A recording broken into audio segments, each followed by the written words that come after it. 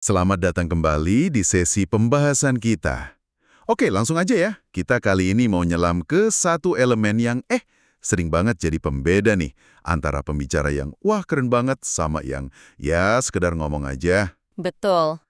Kita bakal fokus ke kekuatan perubahan nada suara. Ini basisnya dari materi bab 4 yang kemarin Anda kasih itu. Pernah nggak sih Anda ngerasa, aduh kok pidato ini rasanya datar banget ya? Sering itu. Atau sebaliknya, Anda pengen banget pesan Anda tuh bener-bener klik, nempel gitu di kepala pendengar. Nah, materi kali ini kayaknya punya jawabannya deh. Kita bakal lihat gimana nada suara itu bisa jadi semacam, remote control gitu, buat narik perhatian audiens. Remote control, menarik analoginya. Jadi, misi kita sekarang nih, yuk kita coba pahami bareng-bareng gimana caranya biar nggak kejebak suara monoton. Terus, gimana mulai mainin instrumen vokal kita ini biar penyampaiannya tuh jauh lebih hidup, lebih efektif. Siap? Siap, mari kita bedah. Nah, ini ada satu gagasan pembuka yang menurut saya lumayan bikin kaget dikit sih. Ternyata, bicara itu pada dasarnya nggak jauh-jauh amat dari nyanyi loh. Cuma bentuk modifikasinya aja. Oh iya, gimana tuh? Bedanya tipis katanya. Cuma soal seberapa panjang kita nahan bunyi vokal sama jeda antar katanya. Pernah kepikiran nggak kalau ngomong itu ya kayak nyanyi versi lain gitu? Itu analogi yang menarik ya. Dan kalau kita coba tarik lebih jauh nih, artinya kan, ya sama kayak nyanyi, ngomong itu punya rentang nada. Rentang nada, oke. Iya, sumber ini nyebut ada penelitian loh. Katanya, dalam percakapan biasa aja nih sehari-hari, suara kita itu bisa naik turun antara 3 sampai 6 seminada. Wow, Bahkan kadang bisa sampai 1 oktav penuh. serius? 1 oktav? Iya, ini artinya kan, kita semua ini sebenarnya punya potensi instrumen vokal yang wah kaya banget di dalam diri. Tapi ya itu seringnya nggak kita sadari atau nggak kita manfaatin sepenuhnya gitu. 1 oktav itu, wah lumayan lebar loh ya rentangnya. Kalau cuma buat ngobrol biasa. Terus, kenapa ya potensi segede itu kok malah sering hilang justru pas kita lagi butuh banget tampil meyakinkan? Kayak pas presentasi atau pidato gitu? Nah, itu dia pertanyaan kuncinya. Kenapa ya potensi dinamis ini kok sering nguap gitu aja pas kita ngomong formal atau misalnya pas baca teks? Heeh. Sumber ini ngasih beberapa kemungkinan sih. Salah satunya ya mungkin karena kita terlalu fokus ke kata-katanya. Oh, ke teksnya ya? Iya, ke teksnya, ngapalin urutan, pastiin semua keucap gitu kan. Sampai kita lupa sama musik alaminya. Maksudnya musik alami? Ya iramanya, melodinya, emosi yang seharusnya ada bareng kata-kata gitu kan. Fokusnya jadi geser ke teks doang, bukan ke makna sama rasa di baliknya gitu. Dan ya pas musik itu hilang, muncullah apa yang di sini disebut sebagai dosa utama dalam berbicara. Dosa utama? Apa tuh? Monoton, Ah, monoton. Oke. nada yang datar sama terus dari awal sampai akhir. Rasanya gimana? Kayak dengerin satu tuts piano ditekan ulang-ulang terus nggak berhenti. Coba deh bayangin gimana rasanya duduk dengerin kayak gitu selama katakanlah 15 menit. Aduh, jangan dibayangin deh. Kebayang banget itu bosennya. Analogi piano ini kena banget sih. Dengerin nada do, do, do, terus-terusan pasti bikin ngantuk ya. Banget. Atau malah frustrasi mungkin. Padahal kan, kayak tadi dibahas, suara kita punya banyak tuts lain yang bisa dimainin.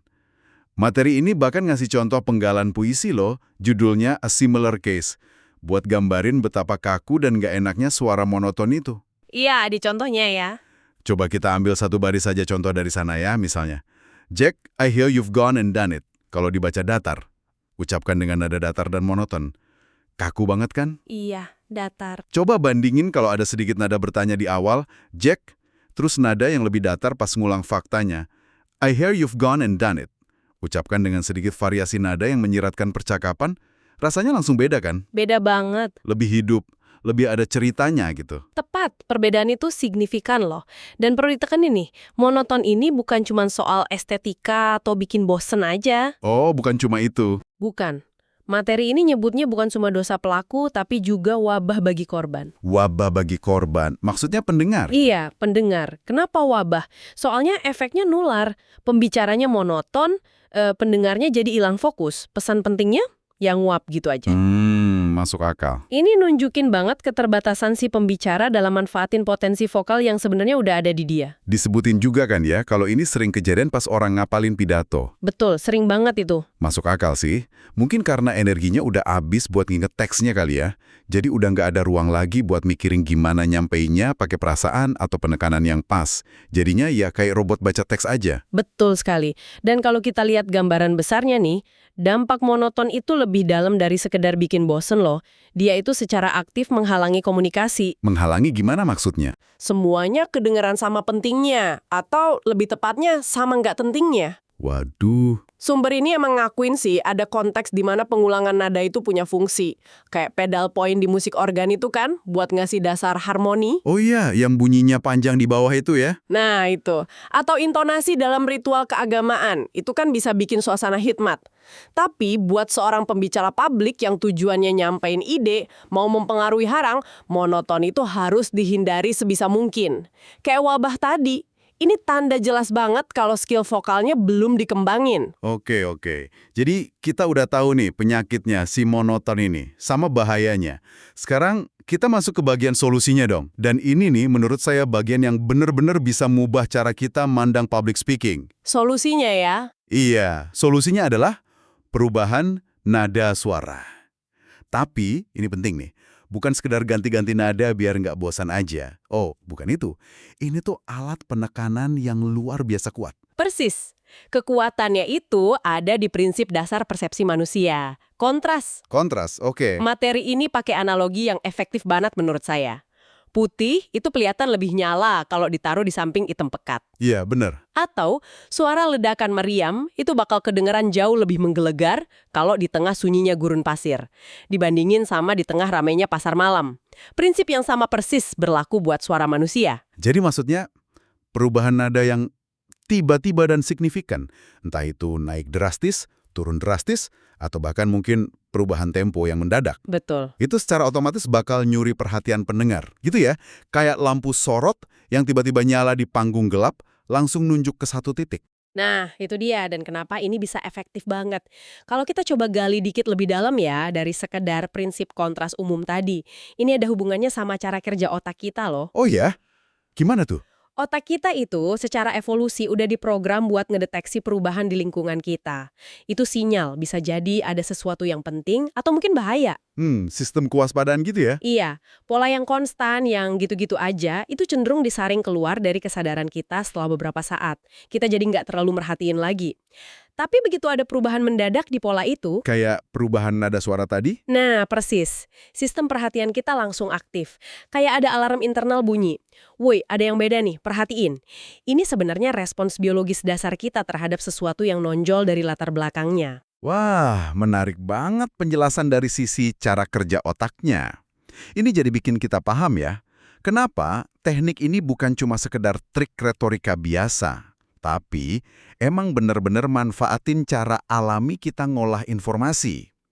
Materi ini juga kasih contoh nyata kan ya, tentang seorang pendeta itu, Dr. Noel Dwight Hillis. Iya, betul. Disebutin gimana Dr. Hillis ini, dalam sebuah khotbahnya, dia pakai perubahan nada yang sangat mendadak.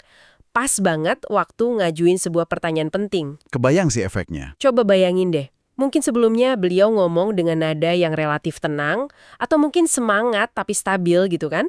Tiba-tiba pas di pertanyaan itu, beliau ubah nadanya secara drastis. Apa efeknya? Ya semua orang langsung kaget, fokus penuh, dan pertanyaan itu jadi kerasa nusuk banget, signifikan banget. Kontrasnya itu yang ngasih bobot. Oke, coba kita lihat contoh lain yang dikasih ya. Kali ini dari kutipan pidato Wendell Phillips.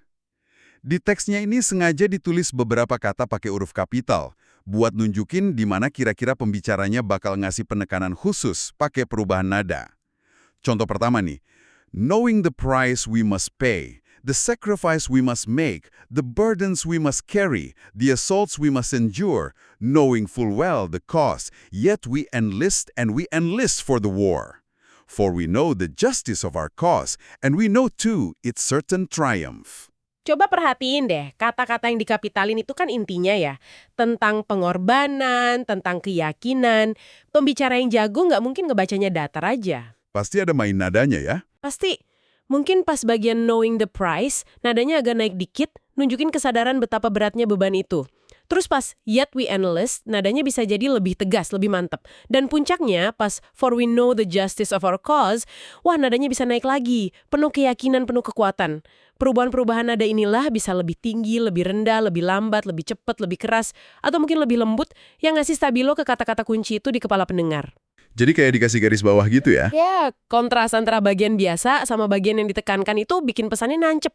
Ini beneran kayak pakai stabilo verbal ya, nandain bagian paling penting. Coba kita lihat contoh kedua dari Wendell Phillips, yang ini deskriptif banget, puitis malah. Far to the south, Mr. President, lies the fairest and richest domain. There is centered all that can please or prosper humankind. There, by night, the cotton whitens beneath the stars, and by day, the wheat locks the sunshine in its bearded sheaf. Wow, ini kaya banget ya gambaran visualnya. Gimana nih perubahan nada bisa ngidupin deskripsi kayak gini? Oh, potensinya luar biasa di sini. Coba bayangin ya, pas ngelukisin the fairest and richest domain, nadanya bisa dibikin lebih lembut mungkin. Agak lebih tinggi dikit, penuh kekaguman gitu. Iya ya. Terus pas sampai ke kata kunci there yang diulang itu, nadanya bisa dibikin lebih dalam, lebih beresonansi. Seolah-olah nunjuk ke sebuah tempat yang sakral, penuh berkah gitu. Terus yang bagian by night, the cotton whitens beneath the stars, mungkin nadanya bisa dibikin agak lirih ya, misterius gitu, penuh keindahan malam. Bisa banget. Terus kontras pas masuk ke and by day, the wheat locks the sunshine in its bearded sheaf. Nadanya bisa lebih cerah, lebih bertenaga, gambarin energi matahari yang kayak kekunci di gandum itu. Coba deh, Anda yang dengerin nih, bayangin variasi nada kayak gimana yang menurut Anda paling efektif buat bikin gambaran ini hidup di pikiran Anda.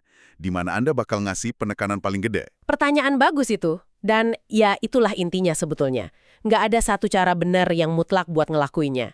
Tapi pembicara yang efektif itu bakal secara sadar milih.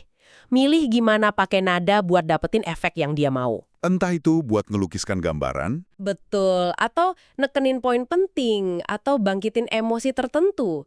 Jadi, kesimpulan utama dari pembahasan bab 4 ini jelas banget. Nguasain perubahan nada suara itu bukan lagi soal, wah bagus kalau bisa. Tapi ini elemen strategis, fundamental banget dalam komunikasi yang efektif. iya benar. Ini tentang gimana kita secara aktif ngarahin dan ngendaliin perhatian audiens kita. Setuju banget. Ini bukan cuma hiasan atau pemanis doang ya, tapi bagian dari inti gimana pesan itu diterima dan dipahami. Dengan sengaja ngubah nada di momen-momen kunci, kita tuh sebenarnya lagi aktif ngebantu pendengar buat nyaring informasi, biar mereka nangkep apa sih yang paling vital dari semua materi kita. Tentu aja, ini nggak datang otomatis ya buat kebanyakan orang, apalagi dalam konteks formal. Perlu latihan yang sadar. Latihan ya kuncinya. Mungkin rekam suara kita. Terus kita perlu eksperimen sama rentang nada kita. Coba deh sampein kalimat yang sama, tapi pakai nada yang beda-beda, rasain dampaknya gimana. Kayak yang ditekankan di sumber ini, usaha latihan ini bakal ngasih hasil yang signifikan banget. Bisa ningkatin daya tarik, kejelasan, sama dampak keseluruhan dari cara kita bicara. Jadi kalau dirangkum secara praktis nih buat Anda yang dengerin. Pertama, ingat dan sadari. Suara Anda itu punya rentang nada alami yang jauh lebih lebar daripada yang mungkin Anda pakai sehari-hari. Terutama pas ngomong formal ya. Anda punya instrumen yang bisa dimainin nih. Kedua, dan ini krusial banget, hindari jebakan monoton. Suara datar itu bukan cuma ngebosenin, tapi secara aktif ngerusak efektivitas komunikasi Anda. Pesan penting bisa hilang, pendengar bisa tertidur. Anggap aja monoton itu musuh utama yang harus ditaklukkan. Dan yang ketiga, yang jadi inti dari bab 4 ini, gunakan perubahan nada secara sadar dan strategis. Jadikan perubahan nada, mau naik, turun, cepat, lambat, sebagai alat utama Anda buat ngasih penekanan. Penekanan ke ide, kata, atau frasa yang paling penting. Manfaatin kekuatan kontras tadi buat bangunin dan ngarahin perhatian pendengar. Dan relevansinya ini luas banget loh. Ini bukan cuma buat orang yang sering pidato di panggung gede aja. Oh, nggak cuma buat itu? Enggak, ini berlaku pas Anda mimpin rapat tim, pas presentasi ke klien, pas ngejelasin sesuatu yang penting ke anak Anda, bahkan pas negosiasi di telepon. Dimanapun Anda pengen pesan Anda didengar dan diingat, kemampuan ngelola nada suara ini berharga banget. Betul sekali. Bahkan dalam obrolan santai pun ya, Orang yang lebih ekspresif secara vokal biasanya lebih menarik buat didengerin kan? Tentu saja. Nah, mungkin sebagai pemikiran penutup nih, atau umpan buat eksplorasi lebih lanjut ya. Bab 4 ini kan fokus utamanya ke perubahan nada, antar kata, atau frasa, buat bikin variasi dan penekanan nih. Ya, Nah, antar kata atau frasa. tapi sebenarnya ada lapisan lain yang lebih halus lagi, yang juga disinggung sih di bagian lain sumber ini, yaitu perubahan nada di dalam satu suku kata, atau kata. Ini sering disebut infleksi. Infleksi. Gimana tuh contohnya? Contoh simpel aja. Kata O, coba ucapin O dengan nada naik di akhir. Ucapkan O dengan nada naik. Mungkin kedengaran kaget atau nanya kan? Ya, Coba ucapin datar. Ucapkan O datar. Mungkin kedengaran biasa aja. Coba ucapin dengan nada turun. Ucapkan O dengan nada turun. Mungkin kedengaran kecewa atau pasrah. Satu kata, tapi maknanya bisa macam-macam. Cuma gara-gara perubahan infleksi. Nah, ini dunia yang menarik juga buat dijelajahi nanti. wah, itu nambah dimensi baru lagi ya ternyata. Tapi oke, buat sekarang kita fokus dulu ke pesan utama dari bab 4 ya. Variasi nada antar bagian kalimat sebagai alat penekanan. Nah, sebagai tugas kecil nih yang mungkin menarik buat Anda coba. Mulai sekarang sampai nanti, coba deh dengerin dengan sengaja gimana orang-orang di sekitar Anda pakai nada suara mereka. Pas denger radio, nonton TV, dalam rapat virtual, atau bahkan pas ngobrol sama teman. Perhatiin apanya tuh? Coba perhatiin, apakah mereka cenderung monoton? Apakah ada perubahan nada yang jelas pas mereka pengen nekenin sesuatu? Terus, gimana penggunaan atau malah kurangnya penggunaan variasi nada ini ngaruh ke persepsi Anda tentang mereka? Tentang pesan yang mereka sampaikan. Kesadaran ini aja udah langkah pertama yang bagus banget. Ide bagus itu. Jadi pesannya, jangan takut buat bereksperimen ya. Mainkan aja nada suara Anda pas lagi latihan presentasi berikutnya, atau bahkan pas lagi bacain cerita buat anak. Rekam diri Anda kalau perlu, terus dengerin lagi. Anda mungkin bakal kaget loh, betapa perubahan kecil dalam nada itu bisa bikin perbedaan besar banget sama gimana pesan Anda diterima dan dirasain. Betul. Latihan dan kesadaran. Oke deh, sampai di sini dulu ya pembahasan mendalam kita kali ini. Semoga bermanfaat dan sampai jumpa di sesi berikutnya.